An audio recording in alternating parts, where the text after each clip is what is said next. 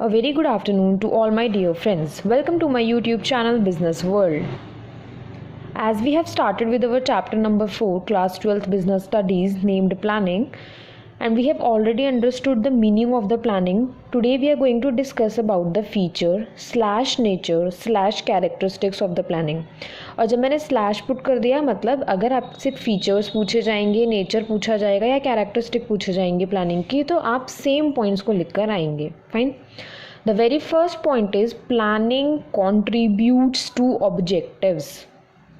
कैसे planning contribute करता है ऑब्जेक्टिव में? देखो, अगर आप किसी भी चीज़ के लिए प्लानिंग करना चाहते हैं तो क्या आप बस सीधा प्लानिंग करना शुरू कर देंगे? नहीं, पहले आप डिसाइड करेंगे कि मेरा ऑब्जेक्टिव क्या है जिसके लिए मैं प्लानिंग करना चाहता हूँ. इसीलिए हम सबसे पहला फीचर जो कहते हैं प्लानिंग का वो ये होता है कि प्लानिंग कॉन्ट्रीब्यूट्स टू ऑब्जेक्टिव. कि जिस टाइम हमने सोचा कि चलो प्लानिंग स्टार्ट करते हैं, हम सबसे पहले क्या करेंगे? ऑब्जेक्टिव को सेटअप करना शुरू करेंगे. फाइन.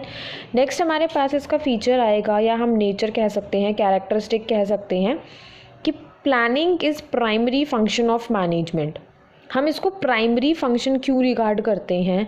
क्योंकि प्लानिंग जो है वो ऑब्जेक्टिव सेटअप करने में हेल्प करता है. ठीक है, देखो आपने कोई बिजनेस खोल रखा है, मान लीजिए आपकी XYZ कंपनी है जो पेन मैन्युफैक्चर करती है.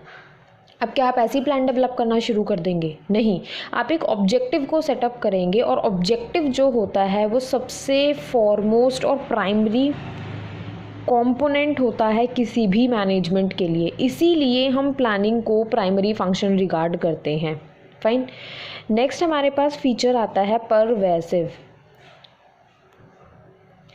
हम सभी को पता है कि परवेसिव का मतलब क्या है? Something which is required at all the level. हमें पता है हमारी ऑर्गेनाइजेशन 3 लेवल्स में डिवाइडेड है.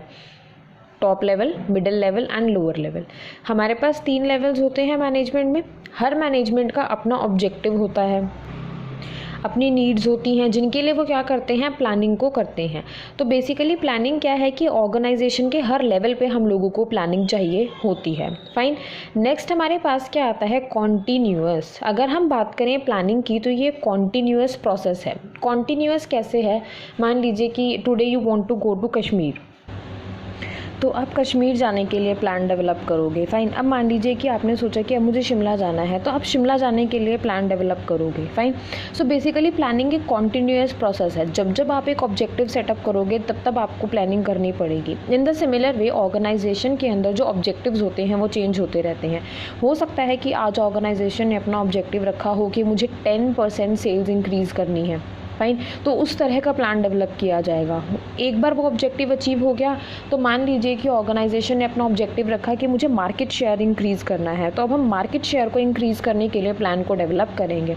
तो बेसिकली हमारा ये कॉन्टीन्यूअस प्रोसेस होता है. फाइन. नेक्स्ट हम बात करते हैं फ्यूचरिस्टिक. प्लानिंग जो है वो फ्यूचरिस्टिक होती है. मतलब इसका फोकस किसके ऊपर है? इसका फोकस होता है फ्यूचर के ऊपर. क्या आप कभी प्लानिंग किसी ऐसे ऑब्जेक्टिव के लिए करते हैं या आप प्लानिंग किसी ऐसी चीज़ को अचीव करने के लिए करते हैं जो ऑलरेडी हो गई है? 10th में आपके ऑलरेडी 90% मार्क्स आ गए, तो क्या आप उसके लिए प्लानिंग करोगे या 12th में मुझे 95% गेन करने हैं उसके लिए प्लानिंग करोगे? तो प्लानिंग जो होती है वो हमेशा फ्यूचरिस्टिक होती है. फाइन. नेक्स्ट हमारे पास आता है planning involves decision making. Planning में ना हम कोई ना कोई डिसीजन लेते हैं, जिसका मतलब क्या है? हमें प्लानिंग की ज़रूरत कहाँ पे होगी? जहाँ हमारे पास डिफरेंट ऑल्टरनेटिव्स होंगे. फॉर एग्जांपल मान लीजिए कि मेरे पास डिफरेंट टूरिस्ट प्लेस है. मेरे पास शिमला भी है, मेरे पास मनाली भी है, मेरे पास कश्मीर भी है. तो प्लानिंग की ज़रूरत मुझे यहाँ है क्योंकि यहाँ मेरे पास डिफरेंट ऑल्टरनेटिव्स हैं. मुझे किसी एक ऑल्टरनेटिव को या 2 ऑल्टरनेटिव को चूज़ करना है कहीं जाने के लिए. इन द सिमिलर वे जब ऑर्गेनाइजेशन के पास एक पर्टिकुलर ऑब्जेक्टिव को अचीव करने के लिए डिफरेंट ऑल्टरनेटिव्स होते हैं, वहाँ पर ज़रूरत होती है किसी भी मैनेजमेंट को या ऑर्गेनाइजेशन को प्लानिंग की, क्योंकि उन्हें वहाँ एक डिसीजन लेना होता है. फाइन. फॉर एग्जांपल मान लीजिए कि कोई ऑर्गेनाइजेशन चाहती है कि मैं 10% सेल इंक्रीज़ करूं. वो मार्केट शेयर इंक्रीज़ करके कर सकती है. फाइन. डिस्काउंट्स देकर कर सकती है, प्राइस को लोअर डाउन करके कर सकती है. उसके पास डिफरेंट ऑल्टरनेटिव्स हैं, उसको डिसीजन लेना है कि मैं किस ऑल्टरनेटिव को चूज़ करूँ. फाइन. लास्ट हमारे पास आता है it is a mental activity.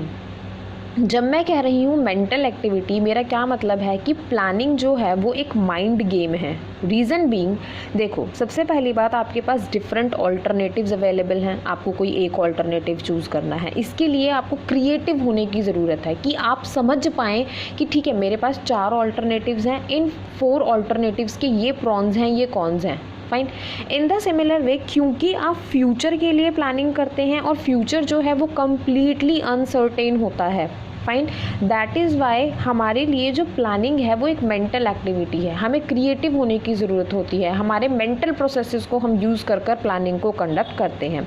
So all these are the feature और we can say the nature और characteristic of the planning. Hopefully these entire points are clear to you all. If you like my video, then please don't forget to like, share and subscribe my YouTube channel. A very thanks to all.